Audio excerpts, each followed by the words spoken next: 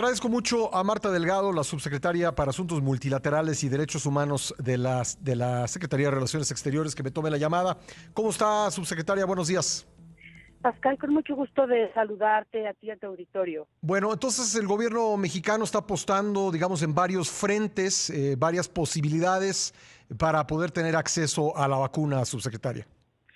Ciertamente, Pascal, lo que estamos haciendo por instrucciones del canciller Ebrard y del presidente es aproximarnos de diversas formas, ¿no? Al desarrollo de vacuna que pueda garantizarnos un acceso temprano en caso de que esta se descubra, ¿no? Porque, bueno, todo siempre está con la condicionante de que tengamos unos ensayos clínicos de fase 3 exitosos de cualquiera de las vacunas que estamos buscando. Digamos, la lógica detrás de esto es, en caso de que alguno de estos proyectos no funcione, tener otras opciones o bien, pues poder tener de diversas fuentes una dotación suficiente para cubrir las necesidades del país. El segundo caso es el correcto, Pascal. Un solo laboratorio es muy difícil que pueda dotar a México de la cantidad de vacunas que vamos a necesitar en el tiempo que lo necesitamos. Recordemos que lo más importante es tener un acceso temprano. Por eso existe pues casi una carrera de los laboratorios en todo el mundo por encontrarla, porque los efectos de esta pandemia sobre el desarrollo, la salud, la economía son muy grandes.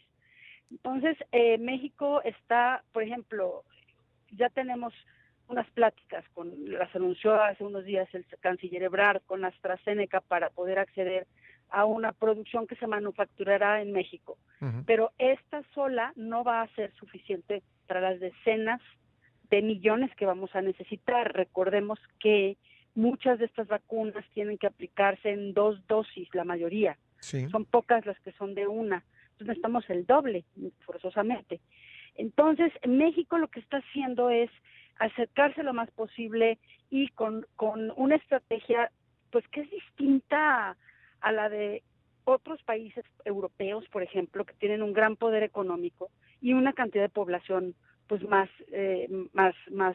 pequeña y pueden dar precompras, anticipos, cosas que nosotros es un poco más complejo. ¿Cuántas vacunas, digamos, se estima que va a requerir México en el entendido, como usted acaba de decirlo, que algunas pueden requerir 2 dosis? Es decir, ¿cuántas personas tendría que cubrirse con la vacuna? Mira, el secretario Alcocer está a punto ya de definir eso.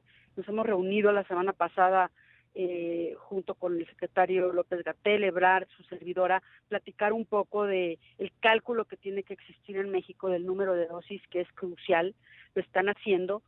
Sin embargo, la Organización Mundial de la Salud, por ejemplo, establece que para que pueda un país tener inmunidad de rebaño en algún momento, tiene que tener el 70% de su población inmunizada. Y bueno, en México esto asciende a varios, no sé, 80 millones de personas, 90 millones de personas.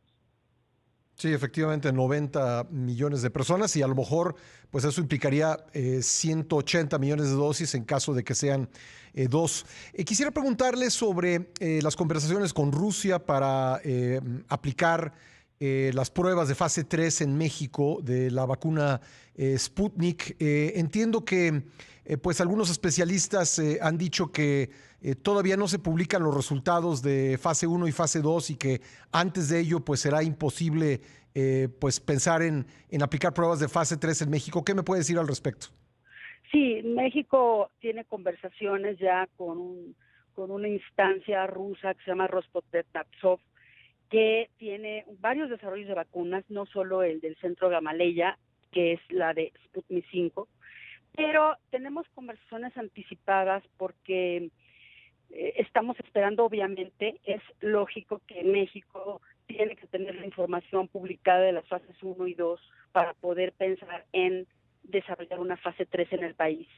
Pero esto no quiere decir que no tengamos que empezar otro tipo de pláticas, por ejemplo, qué tipo de comunidad se necesitaría para participar, quiénes serían los comités de ética que tienen que valorar esta decisión. Es decir, estamos anticipando algunas de las conversaciones importantes para que en el momento en que estas fases 1 y 2 de esa vacuna en particular se publiquen, podamos inmediatamente ponernos a trabajar y no empezar conversaciones en ese momento, ¿no? Pero lo seguro es que no se aplicará ninguna de estas 2.000 dosis de las que se ha hablado sin que la fase 1 y fase 2, sus resultados, hayan sido publicados. No, tienen que ser publicados y en su caso compartidos con las instancias de éticas y de regulación de México. Eso es muy importante y aplica no solamente para la vacuna de Rusia, sino para todas las que estamos explorando. Sí. México explora con China, Estados Unidos, Europa. El canciller Ebrard esta mañana habló de la vacuna que está desarrollando en su primera fase Italia. Entonces, ese es un camino para nosotros muy importante, el poder anticiparnos, Pascal, el poder poner en la mesa también qué tipo de cosas se pueden hacer en México para en su momento poder acceder con un pie un poco más adentro, ¿no? En el desarrollo de cualquier vacuna que se pueda descubrir lo más pronto posible. Pues vamos a seguir este tema con atención, subsecretaria, y yo le agradezco mucho que nos haya tomado la llamada este día. Buenos días, gracias a ti. Gracias, muy amable. Marta Delgado es la subsecretaria de Asuntos Multilaterales y Derechos Humanos de la Secretaría de Relaciones Exteriores. Son las 8:13 en el tiempo del centro de México.